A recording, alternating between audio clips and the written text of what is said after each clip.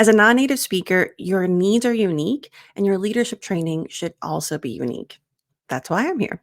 Today, you're going to learn three small things that you can do that will have a big impact on your executive presence. My name is Tanya Suarez, and as a communication coach, I specifically work with non native speakers in developing their American business English and their leadership communication skills. Speaking of leadership, remember to download this free audio training at tanyasuarez.com/lead. This will help you learn on the go and be able to develop your leadership skills from anywhere. Now, the first tip I have for you is don't look away the whole time when you're thinking. This is really important because this is going to say, oh, when I tell you the amount of times I've seen my clients do this, I get why you do it. It's because you're looking around as you're thinking about the structure that you want to use.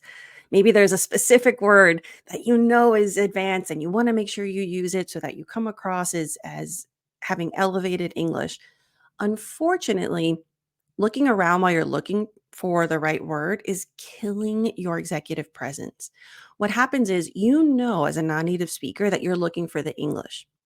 However, the perception is that you're looking for the information. It's coming across as insecurity about your expertise. And that's the reason that you're there. So I really want you to embrace using simpler English. And at the end of the day, especially American English, we don't value C2 level grammar structure. In fact, that's going to make you sound more robotic or overly formal. So use simpler sentence structure so that you can speak smoothly, clearly, and quickly. I'm not saying at the speed, but I'm saying instead of, um, mm, well, this quarter we should. That isn't someone who I want to trust. And notice the body language. Like you immediately, as you're looking around, the tendency is you're going to bring yourself in. Your body's trying to keep itself safe, and so this is really impacting the way in which you think. So if your body thinks it's in danger, your heart rate elevates, the anxiety increases. And from a cognitive perspective, you're not able to access the English and the thoughts that you need because your brain thinks it's an emergency. And in an emergency, advanced adjectives are not the priority. So you want to make sure that you're not looking around because the domino effect of that is really negative. Now, what should you do instead? Instead, make natural eye contact, but that's not the only tip. I also want you to relax your forehead. Now, if you're in a virtual meeting, the eye contact part is really great because it's just the camera. So don't look at the person who's speaking on the screen. Don't look around down here. You want to look at the camera. And if you have notes, even what I'm doing right now, you're going to put your notes right under your camera so that even if you have to read them, they're so close to where eye contact perception is, your delivery is going to look a lot better. Now, the reason I say relax your forehead is because as a non-native speaker, when you're thinking about what to say, it's different than when a native speaker is thinking about what to say because you're thinking about not just your expertise, your wisdom, your experience. You're also thinking about what noun, what adjective, what level, what structure, all of the years of you feeling self-conscious about being made fun of for saying something with an accent, and you're trying to prevent that. That's a lot. So something you can do to help your brain kind of work through that faster. But most importantly, in my training, I like to always focus on helping you look more confident first as you're working on feeling more confident. Because you can look more confident immediately. Feeling more confident, that takes a different kind of work. And it's something that I love doing, but I want you to have immediate results. So when you relax your forehead, this area here, your shoulders start to relax too. Because when this is relaxed, this becomes relaxed. And sometimes you can flip it. Maybe for you, relaxing your shoulders will help remind your face to relax. And that's going to help the delivery of whatever you're saying, even if there's a grammar mistake. If you say it confidently, that's what matters because you want to be respected. And in your mind, proper English is what you need to be respected. But I'm telling you right now, at your level, the English that you have is good enough. The delivery, how you say it, that's what's going to earn respect. All right. The next tip I have here is don't use filler words excessively. Now, I wanted to add excessively because using some filler words, which by the way, filler words are that's okay. We all do it. But it's using them too much that kills the confident delivery. Now, I would say in my work with non-native speakers, the part where this has the greatest impact is using too many filler words or even any filler words at the beginning. A lot of times, if you start your sentences and your responses with too many filler words, the rest of your communication, it just doesn't flow. Not only that, but you probably lose the attention of the person at first. So I'll show you what this looks like. So let's say you're in a meeting, you're about to talk about the person's presentation, about the first quarter numbers. Well, looking at the numbers there, I think I would recommend so already everyone listening feels exhausted. It's really even you listening to me right now. It's really hard to follow. It also doesn't evoke. It doesn't show confidence. And as a leader, people need to trust what comes out of your mouth because they're going to implement that. That's the message they're going to relay to their teams. So something you can do because not having any fillers, that's not realistic. I don't want you to try to have the kind of training that is all or nothing. We want to be realistic and we want to do things that can be implemented. So here, I would recommend instead of using especially at the beginning, use a filler like well. It's going to sound a lot more professional. And I'll show you. So same example. Um well, for next quarter we should instead, well, next quarter we should blah blah blah. So notice even the well, because it sounds more professional, my body language responded to that. I was able to immediately find the camera and have that eye contact. So by changing the style, you also help your body feel differently. And again, the more you look more confident, the more you feel more confident, the more you sound more confident. So this is a tiny trick. Just substitute with well at the beginning and your response is going to immediately sound more professional. Now, the other thing here is if you still need more time, there are two things. Number one, breathe, breathe more. Number two, you're going to do well instead of. And number three, repeat some of what was said.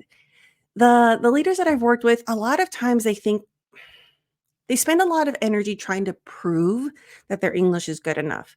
And I keep trying to remind them, and I want to remind you, you already got the job. You're in the position. You are the CFO. You are the whatever position that you're in. So stop trying to earn the position and instead shift your focus on earning respect. But that can be tricky too, because a lot of people that I work with, they think they earn respect by having elevated English. And it's not that. It's about your expertise. So I want you to focus more on leaning into your professionalism, not your English. And again, I'm telling you, C2 level is not natural. So I'm so glad that maybe you tested at that level or that's your goal to test at that level. But B2, B1 is actually much more natural in American business English. So simplify your structure and remember your ideas, your strategies are valuable, but you need to communicate those strategies in a way that it's clear and concise. All right. And the third tip I have for you today is don't answer immediately. Oh, this one's really challenging because there are a couple of reasons people tend to answer immediately. And understanding why you're doing something is the best way to fix that behavior. Because then you can choose, do I still need that reasoning or can I change it so that I can have more effective communication? So if you're answering immediately, typically for the non-native speaker, because your experience is unique, it's different. I find that you're probably doing this because you want to prove that you have the English to respond immediately. Also, you've probably, instead of listening actively, you've probably been planning your response and you want to make sure you say it before you forget the structure that you planned. I'm pausing for effect here. If this is you, I want you to know it's okay. This tendency, this strategy got you this far, but it's not the way that I want you to communicate moving forward. This comes from insecurity and it comes from not listening actively. And as a leader, this is something that is crucial. Listening is so much more important than speaking at this level. So, what I want you to do, and we're going to talk about breathing again. And you'll notice that in the training that I do for fluency and for confidence, breath work, the way that you breathe, is a huge component. So, I'd rather you work on your breathing than work on your elevated vocabulary. That's how important it is. Of course, you can do both, but this is where you're going to see the fastest results. So, when someone's speaking, my rule is if lips are moving, your lungs are working. Stop trying to plan your response. I know why you're doing it. You want to make sure that you sound correct. You want to make sure that you're able to communicate your ideas accurately and really make an impact, but it's killing your communication. Trust that you'll be able to navigate the situation when it's time for you to respond. I really want you to focus on breathing when other people are speaking. And the reason is when you're breathing when others are speaking, not only are you listening better, your anxiety decreases. When your anxiety decreases, your heart rate stabilizes. Your brain is able to access the information that it needs. And this is going to have a much more natural communication than if you're holding on and planning, and the body language that happens when you're in that state is not natural. So everything is going to look a lot better.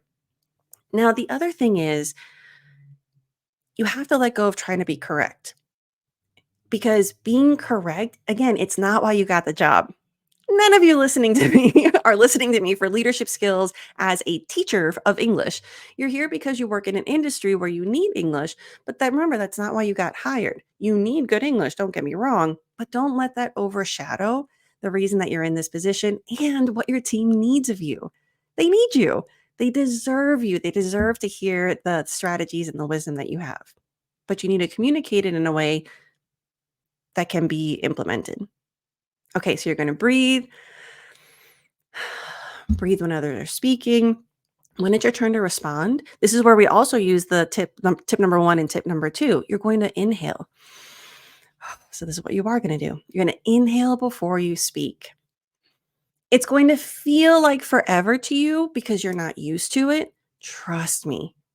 It is not even something that they're perceiving. They perceive when you answer in a nervous energy immediately, but when you breathe calmly and you respond, what's being perceived is that you're a calm and confident leader. Now, I'm not saying breathe for 20 seconds. No, it's going to be a natural breath. If anything, even just the inhale part is sufficient until you get more used to owning that time. So you're going to breathe. You're going to maybe use some of using well, the filler word well, instead of. Well, I believe it's best to blah, blah, blah. And look, I looked away a little bit as I was thinking, but then I brought the eye contact back. So this is where these 3 tips really complement each other. Now, if you still need more time, what I would recommend, instead of and ah and like breathing for an awkward amount of time, get more information before you respond. Ask questions. Now, don't ask random questions, ask questions that are relevant, of course. Ask questions also that not don't just buy you time, but give you valuable information that you can use for your response. For example, you're going to inhale. Well, actually, I'd like to know, I'm curious about what is something that you've done that hasn't worked this week? So notice even there, I still said like, I still kind of faltered a bit, but I did it in a more confident way. I didn't let it detract from my confidence. I just built on it. And then by asking, what have you done this week that hasn't worked? It really lets you understand what is their action. You can ask like, who's leading this? What are they doing that isn't working? It gives you a better idea of how the team's functioning so that your response is more relevant and more bespoke to their situation. So this is where when you're not rushing to prove yourself, you're really able to enhance your leadership communication skills. So by improving your leadership communication, you're also improving your leadership. And that's so empowering. Okay, thank you so much for joining me for this live lunch and learn. Remember to download your free audio leadership training at tanyasuarez.com lead. This is really great. It's about a 10-13 minute audio that you can put on the go, and it helps you understand American leadership communication essentials. And again, thank you so much for joining me. I really appreciate that you're letting me be your English communication coach. And join me again next week for more American business and leadership communication tips.